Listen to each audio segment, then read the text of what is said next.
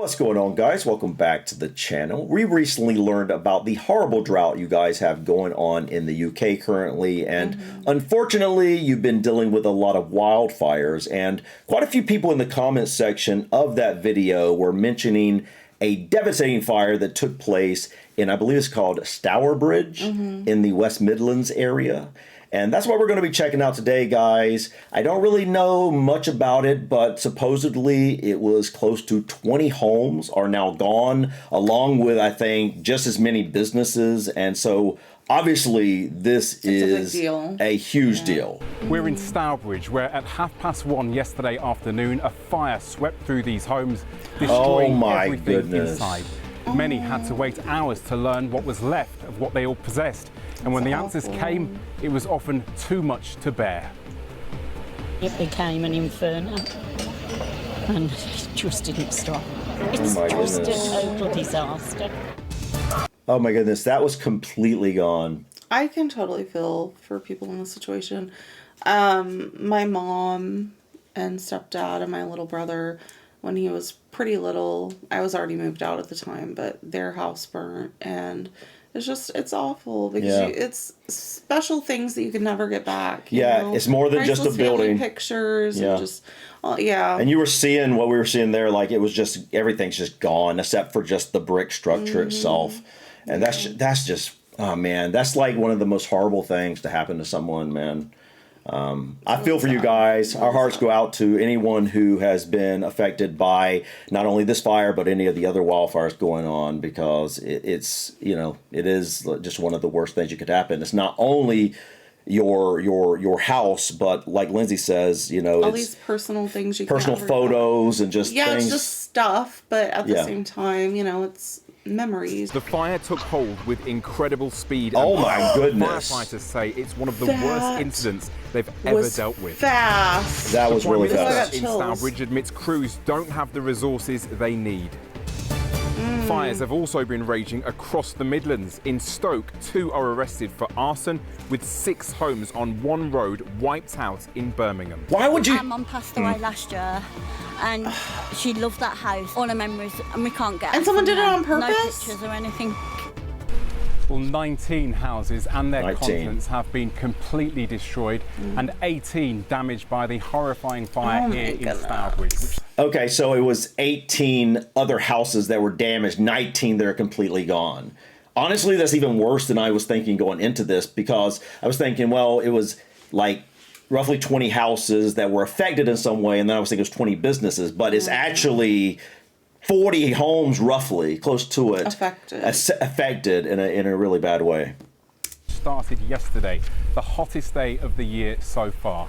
Lewis Ward has been speaking to people devastated by the loss of their homes. The charred remains of this affluent Stourbridge neighbourhood. Homes once full of life and memories, reduced to shells. Today, fire crews were still working to control small pockets of fire and smoke. Richard and Roseanne only moved into their home 5 months ago. Oh my goodness. Yesterday felt like living in a horror film. Oh, that was her? Roseanne rushed to get their children out of the house.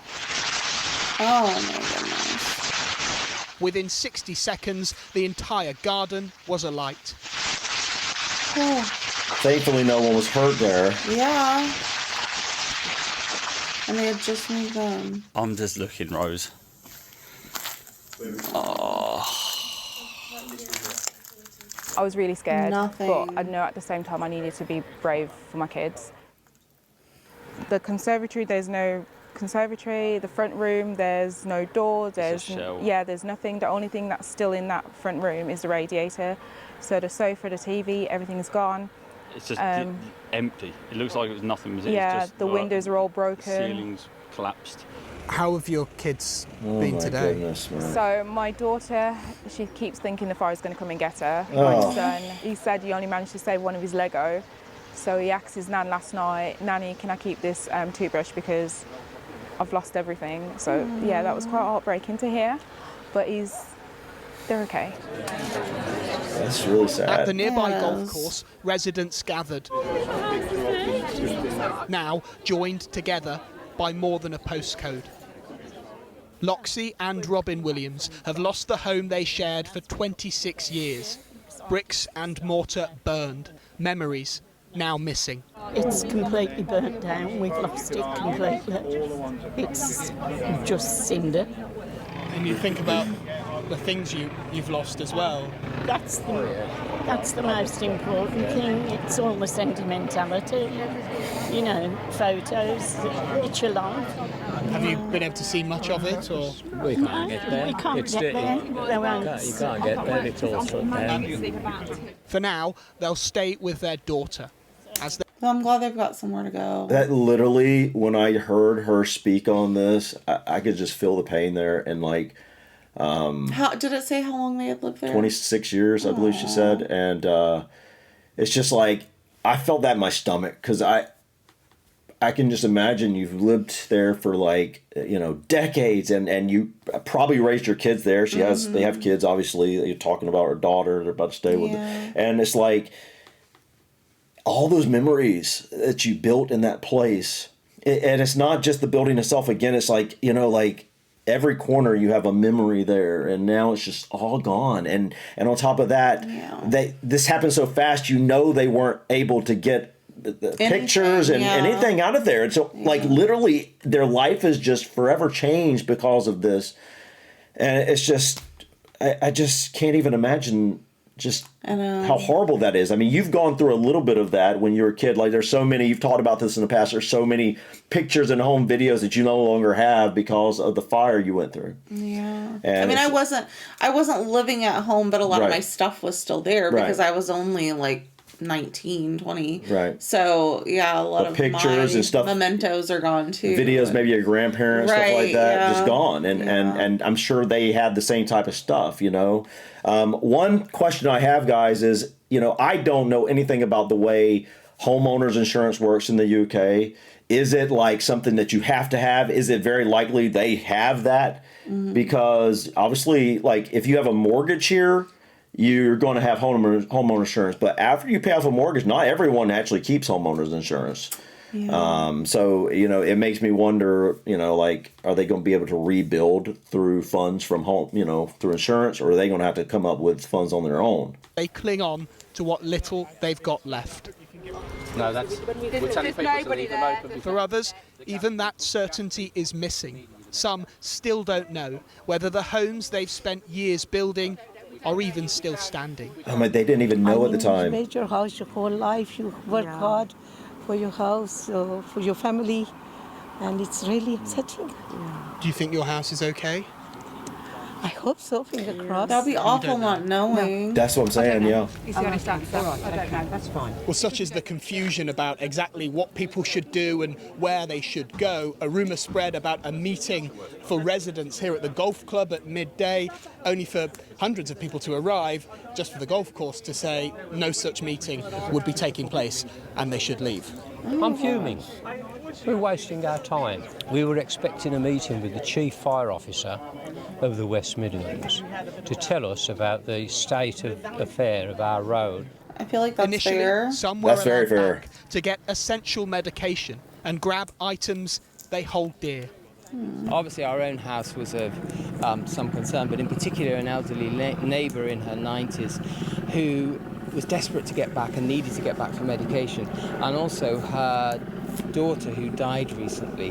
The ashes were in the house and it was upsetting her enormously. Oh man. The ashes. So the police officer very kindly allowed me to go and pick up her daughter's ashes, which has reassured her enormously. Oh, that's... What that means to her. I mean everything. She was more concerned about the ashes than she was the safety of her home. Wow. This afternoon the Prime Minister surveyed I'm glad he was able to get that from out the for her. Fire Control Centre and promised help is on the way. I've never seen anything like it. I mean, I dealt with wildfires in Greater Manchester, but nothing on this scale. I've never seen scenes like this in Britain, and we will put in place the support that says a lot to help people back to where they should be as soon as possible. Thankfully, across the Midlands, there have been no reported deaths. Wow, that is great to hear. To emerge as the fire broke out here yesterday was of a lone tractor coursing through fields of crops as the flames licked around him, attempting to cut a fire break to halt the fire's progress. Oh my goodness. Well, behind the wheel was Dan Pardo, who joins me now. Wow, Dan, man. What a hero. Good for him. A hero for doing what you did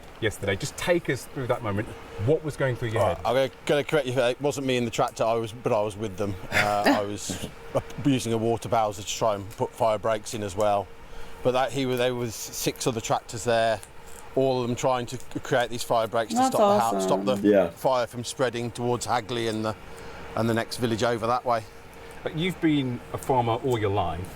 Have you ever seen scenes like that yesterday? No, we've dealt with field fires before. They happen infrequently, and we generally try and be ready to deal with stuff like that. But it was unexpected yesterday, and nobody was ready for and the speed it went was more than anybody could expect. It's just insane. It's been scary being a part of that.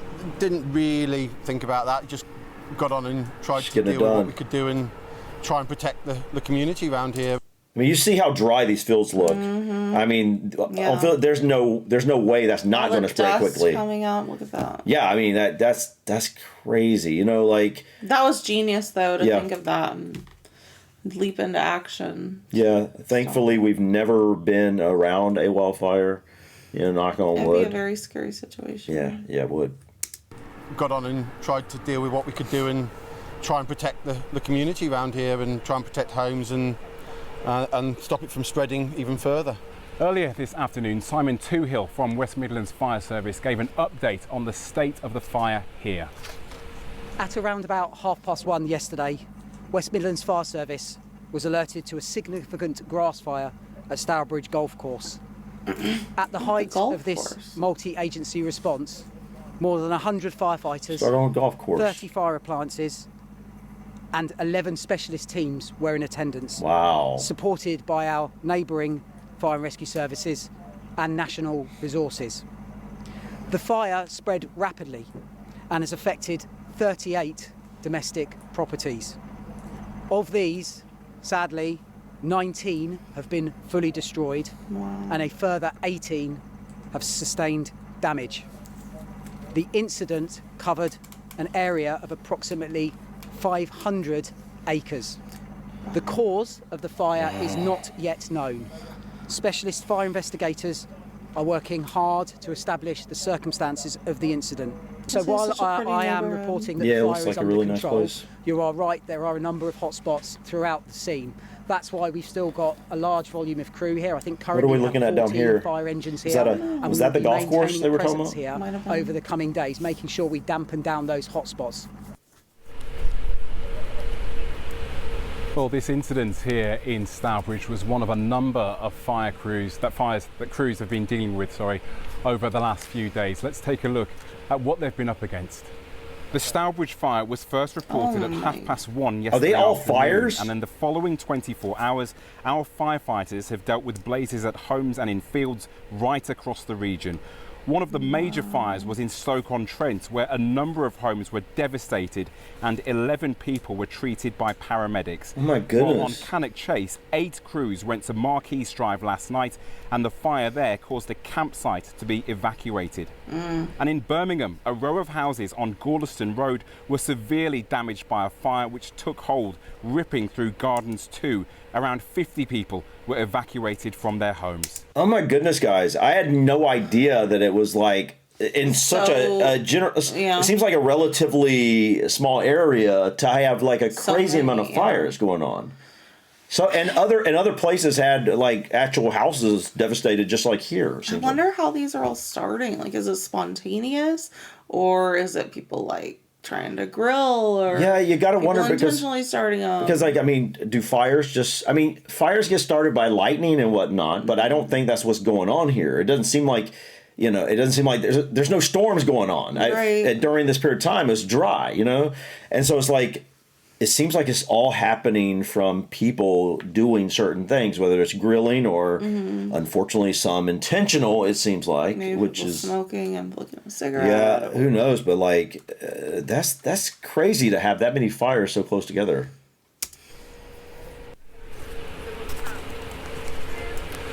Well, in Birmingham, a man and his 2 daughters have lost the treasured possessions of his late wife and their mother in yesterday's fire. William Lloyd managed to escape the blaze in Warstock near Kings Heath, which virtually destroyed 6 houses. But photographs and belongings of his wife Joan, who died recently, have been lost. The fire may have been started deliberately on parkland behind the houses. That makes it so much worse.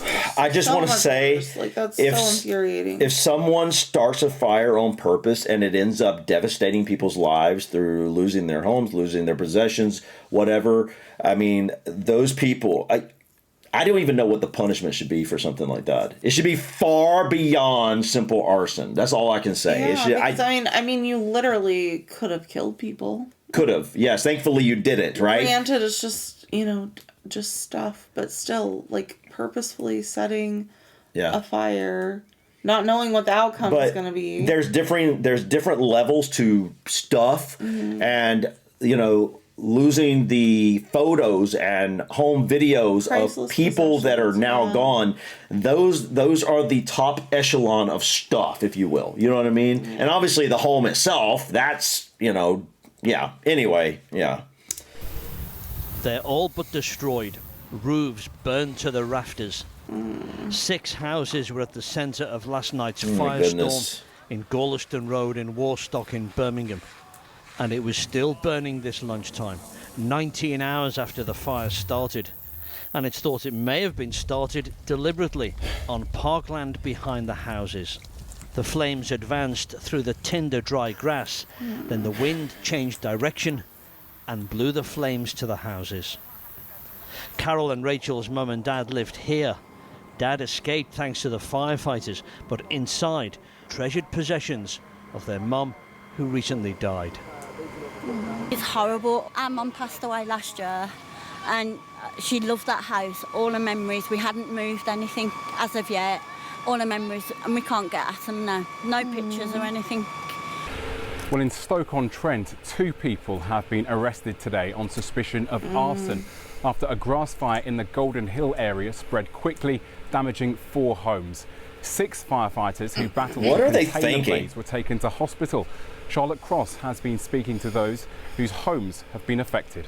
Like, seriously, I always, when I hear about things like this, being intentional, I'm always just, my mind is blown. Like, what are you thinking? I can't even put myself in the position of someone who would do something like that because it just doesn't even register. It's like what is going through your mind? Also, part of me wonders, how, like, when the news reports so much on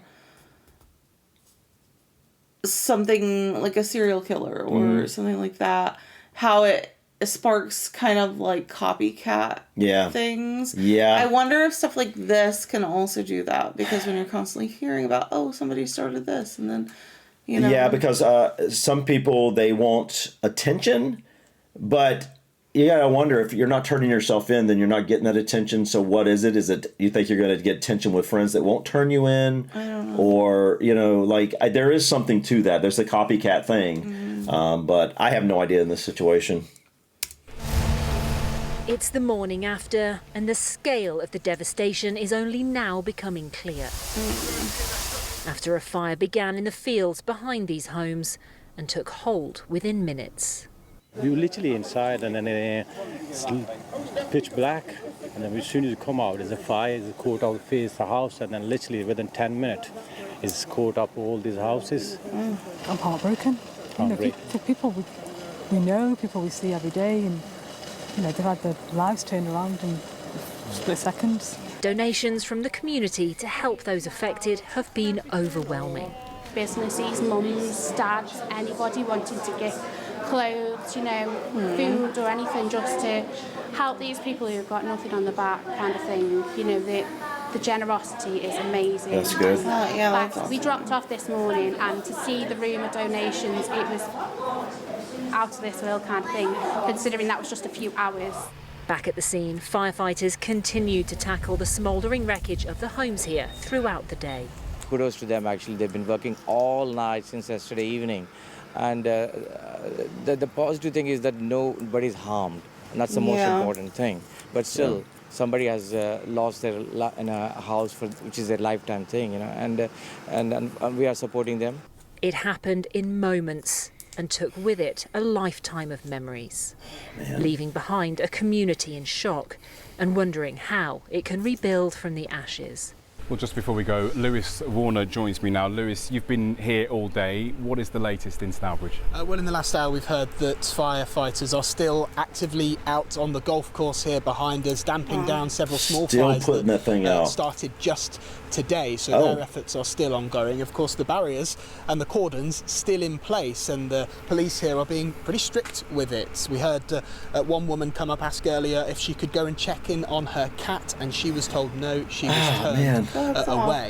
Among the frenzied activity going on out here as well have been gas safety experts going into everybody's homes, making sure that everything's safe before people can return. I mean, that's good. Thank you very much. Guys, this was devastating, to say the least. Yeah. My heart goes out to each and every person who was affected by this fire and any wildfires. Yeah. You know, I can only imagine, you know, what it would be like to literally not only lose your home, but all the memories and the photos and everything else. I can't even begin to imagine how scary that is.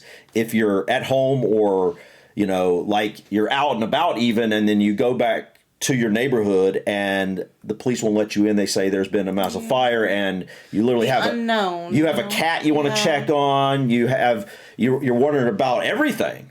And that is, you know, obviously outside of losing your home and or someone getting hurt, which thankfully it seems like no one has got seriously injured here. That's amazing. But outside of that, then the next thing is if you're one of these people that are waiting to get in to even see. Right, to assess the damage. Right. It's like that. I can't even imagine how, you know, nail biting, you know, how nervous you could be because you have no idea. How's my cat? How's my dog? You know, how's my house? You know? So, you know, and obviously, you know, if you had other family members at home, then you would obviously be even more concerned. I didn't hear anything about that here. It seemed like everybody that they at least talked with, they either knew that there was no more family at home, or they knew that they had got out, which is great. But the rest, you know, animals, pets, you know, all the memories and stuff, that's the next thing you're waiting on. I think on top of all that as well, something that would be very difficult in a situation like this is when you do finally get to go back and assess the damage, how you would feel, like the mix of emotions if your house was spared, but yet your neighbor's was destroyed. Right. Or like you want to feel happy and relieved that your home is still standing, but then you have neighbors and friends who, you know, lost everything. And it would just be really hard. And that difference there is likely, if you're like across the street, it was because it came from that direction first, and it just so happened the fire, you know, the fire crew was able to get to, you know, to your house to save it for variables. There are so many variables, and it's like it's just one of those things. You just never know what's going to happen in life, and it's just unfortunate, you know, sometimes. Yeah. Very unfortunate things happen, and this is obviously very devastating, and we feel for you guys. Obviously, yeah. But hopefully, I've heard there either has been in the last day or two, or there's about to be rain in certain parts of the UK. I have no idea about what's going on with that, but hopefully it's enough to make a difference. Right. Now, if you start getting a lot of rain because the ground's so dry, you're likely to then deal with flooding, which is another horrible thing. But at this point, you know, I know you guys definitely need rain. It is definitely time for it. And hopefully that you start getting. Hopefully it's like lighter rain consistently. Hopefully you get a rain on a regular basis for a while, but not too much to saturate the ground too much at one time where it starts flooding. Yeah, but anyways, guys, horrible Let us know in the comments if you live in this area, if you know someone who was affected by one of these wildfires. Or maybe there's a different area we didn't even know about. And it seems like it seems like there's a lot. Yeah, like there seems like there's so many little fires going around that you can't even check on all of them. Like it was like, I don't know how big of an area they showed us on that little map. Very big. It didn't seem like over the top large. And so it had like, it looked like couple of dozen, 20 or 22. Yeah, in just this area. And so how many wildfires have been going on in the UK over the last few weeks? Because it seems like this is just nonstop. It almost to the point that it seems like it's so wide over the country that nearly everyone is going to know of a fire in a relatively short distance. I don't know if it is that bad, but just what I'm seeing like from the outside, it does seem like that. But guys, I think that's it for us today. Thank you so much for stopping by. Please click that like button. Feel free to drop your comments or suggestions about this video or others. And don't forget to subscribe to continue to follow us on our journey. Until next time, peace. Bye.